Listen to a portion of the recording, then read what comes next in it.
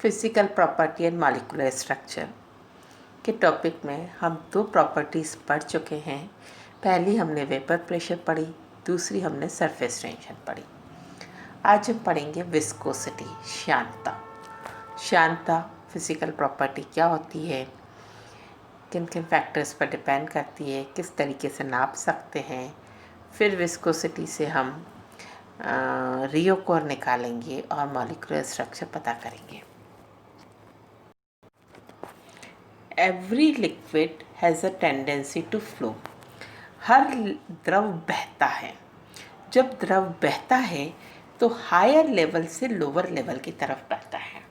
ठीक है, lower level से हायर पर द्रव बहता है तो हमें अलग से फोर्स लगाना पड़ता है।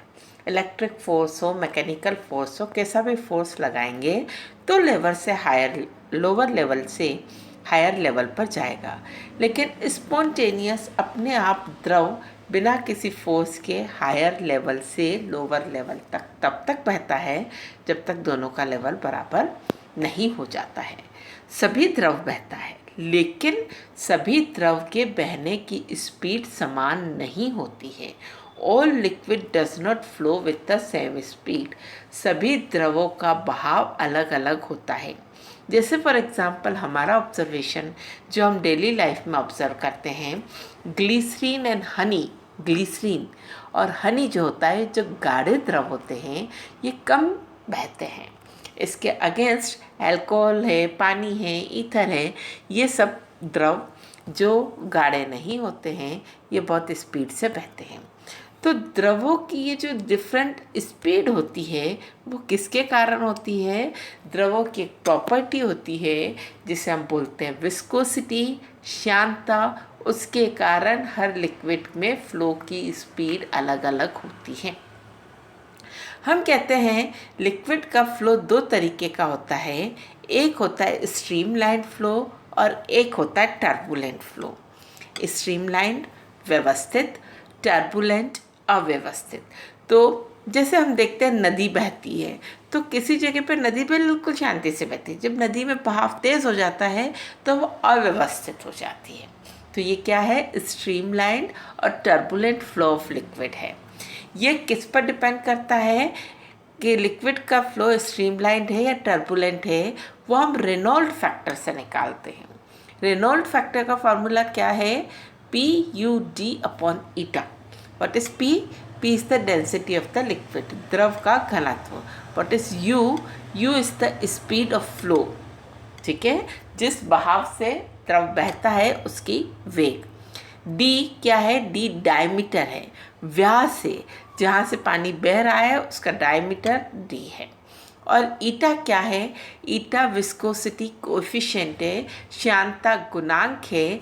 हम इसमें श्यानता को श्यानता गुणांक से रिप्रेजेंट करते हैं।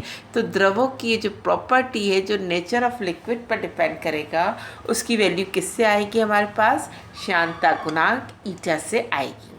जब हम रेनॉल्ड फैक्टर कैलकुलेट करते हैं, अगर रेनॉल्ड फैक्टर की वैल्यू 10³ या उससे कम है तो हमारा फ्लो व्यवस्थित रहता है, स्ट्रीमलाइन रहता है। लेकिन अगर इसकी वैल्यू 10³ से ज़्यादा हो जाती है तो हमारा फ्लो टर्बुलेंट हो जाता है, अव्यवस्थित हो जाता है। द्रवों का जो फ्लो होता है वो किस तरीके से होता है हम यहाँ देखेंगे। हम कह रहे हैं कि सारे लिक्विड लेयर अरेंजमेंट में बहते हैं। आप जो पूरा द्रव बहते हुए देखते हो वो वास्तव में कई परतों में बहता है। इसकी पहली परत उस सरफेस पर फिक्स हो जाती है। जैसे ग्लास पर कोई वाटर फ्लो हो रहा है तो ग्लास की सरफेस पर उसकी फर्स्ट लेयर फिक्स हो जाती है, फिर उसके ऊपर सेकंड, फिर उसके ऊपर थर्ड, ऐसे करके लेयर उसके अंदर फ्लो होती है। ये जो यहाँ पे बना रखा है हमने, ये जो हमने यहाँ बना रखा है, ये फिक्स्ड लेयर बना रखी है। ठीक है, जो मोबाइल नहीं है, वो स्टेशनरी है, वो स्टेबल है। ठीक है, तो लेयर अरेंजमेंट होता है। इसको मॉलिक्यूलर लेयर, आणविक परत बोला जाता है। हर लेयर की स्पीड अलग अलग होती है। आपने देखा फर्स्ट लेयर की हमने U1 लिखी, सेकंड की U2 लिखी, थर्ड की U3 लिखी, फोर्थ की U4 लिखी और nth लेयर की हमने UN लिखी। हर एक की स्पीड अलग अलग है। सेम होती तो हम खाली इसकी स्पीड को U लिखते, तो हमने क्या लिखा, हर लेयर डिफरेंट स्पीड से फ्लो करती है। नेक्स्ट बात हमने क्या कही कि जब द्रव इस तरीके से मॉलिक्यूलर लेयर में बहता है तो इसकी पहली लेयर उस सरफेस पर स्टेबल हो जाती है, फिक्स हो जाती है, स्थिर हो जाती है, वो मूवमेंट नहीं करती है। ठीक है, 1 से सेकंड लेयर के बीच में जब ऊपर कोई चीज़ बह रही है तो उसके बीच में रेसिस्टेंस होगा, एक तरीके का फ्रिक्शन का फोर्स होगा, घर्षण का बल लगेगा, एक तरीके का रेसिस्टेंस होगा। ये रेसिस्टेंस ही, ये फ्रिक्शन का फोर्स ही जो इस दोनों द्रवों की लेयर के बीच में लगता है, जो द्रव को बहने से रोकता है, वो हमारा क्या कहलाता है, वो हमारा विस्कोसिटी कहलाता है। ठीक है, तो विस्कोसिटी वास्तव में अपोजिशन फोर्स है जो दो लेयर के कांटेक्ट एरिया के बीच में फ्रिक्शन के कारण लगता है, रेसिस्टेंस के कारण लगता है कि एक लेयर दूसरे को उस फ्रिक्शन के कारण बहने नहीं देती हैं, इसलिए उनकी वेलोसिटी में डिफरेंस आता है। डिफरेंस, वेलोसिटी का डिफरेंस जो होता है, हम यहाँ एक इम्पोर्टेंट बात क्या कह रहे हैं कि ये डिफरेंस जो है वो कांस्टेंट रहता है। इसका क्या मतलब होता है, 1 और 2 में जितना डिफरेंस है उतना ही डिफरेंस 2 और 3 में होगा, उतना ही डिफरेंस 3 और 4 में होगा। तो हमने यहाँ क्या लिखा, U4 minus U3 is equal to U3 minus U2 is equal to U2 minus U1। Okay, तो ये जो डिफरेंस आता है दो लेयर के बीच की स्पीड का, उसे हम du कहेंगे। उसे हम क्या कहेंगे, du। दो एडजेसेंट लेयर की स्पीड के डिफरेंस को हम क्या बोलेंगे, du। तो अगर खाली फ्रिक्शन का फोर्स होता, अगर खाली अपोजिशन फोर्स होता, तो दो लेयर कुछ अपने आप रुक जाती, वो बह नहीं सकती थी। लेकिन कोई एक ड्राइविंग फोर्स है जो इस लिक्विड को फ्लो कराता है। उस ड्राइविंग फोर्स को हम F नाम देते हैं, टेंजेंशियल फोर्स कहते हैं, that is directly proportional to A du upon dx। ठीक है, टेंजेंशियल फोर्स जो फोर्स लिक्विड को फॉरवर्ड डायरेक्शन में मूवमेंट कराता है, उसका फार्मूला हमने क्या दिया, F is directly proportional to A du upon dx। What is A? A contact area between the two layer है। ठीक है, du क्या है, अभी हमने पढ़ा था U2 minus U1, U3 minus U2, U4 minus U3 जो है वो du कहलाएगा। और dx क्या है, दो लेयर के बीच का डिस्टेंस। ठीक है, तो dx is the distance between the two layer, du is the velocity difference between the two layer, a is the contact area between the two layer and f is the tangential force which is driving force which is responsible for the flow of movement। जब proportional का sign हटता है तो एक constant आता है, इस constant को हम ईटा से लिखते हैं और ईटा को, इस प्रोपोर्शनलिटी कांस्टेंट को हम क्या बोलते हैं, विस्कोसिटी कोएफिशिएंट, श्यानता गुणांक कहा जाता है।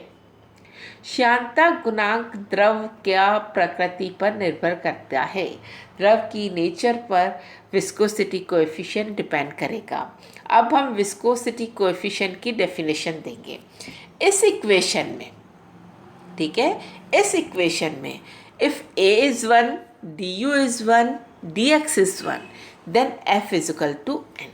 तो हम डेफिनेशन क्या देंगे, दो परत जो इकाई दूरी पर है, जिसका स्पर्श का क्षेत्रफल इकाई है और जिसमें वेग का अंतराल इकाई है, उसका ड्राइविंग फोर्स, उसका आगे की तरफ लगने वाला बल, उसमें लगने वाला बल का मान ही श्यानता गुणांक कहा जाता है। ठीक है, टू लेयर्स, क्या कह रहे हैं हम, two layers which are separated by unit distance, which have a contact area of unity and which have a difference of velocity is equal to again unity, then the tangential force must be equal to the tangential force is termed as viscosity coefficient, श्यानता गुणांक कहा जाता है। श्यानता गुणांक की इकाई निकालेंगे, उस फॉर्मूले से हमारे पास ईटा क्या आ गया, ईटा आ गया F into D x upon A into D you. F क्या है? बल। बल की इकाई क्या लिखी हमने? डाइन। ए क्या है? सेंटीमीटर स्क्वायर एरिया, तो हमने लिखा सेंटीमीटर स्क्वायर। फिर हमारे पास आता है डी एक्स। डी एक्स क्या है? लेंथ। लेंथ की यूनिट क्या है? सेंटीमीटर। D you speed.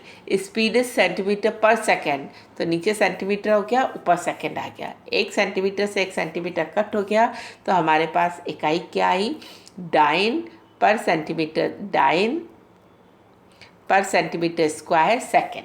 तो विस्कोसिटी कोफिशिएंट श्यानता गुणांक की इकाई क्या होती है? सीजीएस में डाइन पर सेंटीमीटर स्क्वायर सेकेंड, और एमकेएस में क्या हो जाएगा?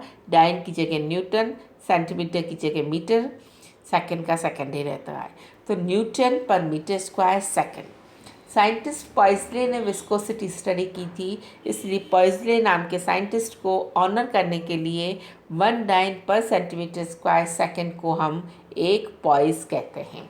पॉइज बहुत बड़ी इकाई है, इसलिए हम इसकी छोटी इकाई यूज़ करते हैं, सेंटीपॉइज और millipoise. 1/100 poise is centipoise and 1/1000 poise is millipoise. ठीक है, तो विस्कोसिटी क्या है? विस्कोसिटी द्रव को आगे की तरफ बहने से रोकने वाला घर्षण का बल है, दो द्रव की परत के मध्य लगता है। इसको डेफिनेशन कैसे देंगे हम? इसकी डेफिनेशन देंगे, 2 layers whose velocity difference is unity, whose contact area is unity, whose separation is unity, then driving force is termed as viscosity coefficient। एक बात ध्यान रखना, जिसका विस्कोसिटी कोफिशिएंट ज़्यादा होगा वो कम बहेगा, जिसका विस्कोसिटी कोफिशिएंट कम होगा उसमें बहाव ज़्यादा लगेगा, क्योंकि विस्कोसिटी कोफिशिएंट बहाव को रोकने वाला फोर्स है। ओके, नेक्स्ट हमारे पास टर्मिनोलॉजी आती है फ्लूइडिटी, तरलता। Fluidity is represented by phi. Fluidity is represented by phi and phi is the reciprocal of viscosity coefficient. तो जिसका विस्कोसिटी कोएफिशिएंट ज़्यादा होगा उसकी फ्लूइडिटी कम होगी, जिसका विस्कोसिटी कोएफिशिएंट कम होगा उसकी फ्लूइडिटी ज़्यादा होगी। तो जिसकी विस्कोसिटी कोएफिशिएंट कम होगा वो मोबाइल लिक्विड कहा जाएगा, और जिसका विस्कोसिटी कोएफिशिएंट ज़्यादा होगा वो विस्कस लिक्विड कहा जाएगा। तो ये हमारा विस्कोसिटी था। नेक्स्ट टर्न पर हम पढ़ेंगे फैक्टर्स अफेक्टिंग विस्कोसिटी।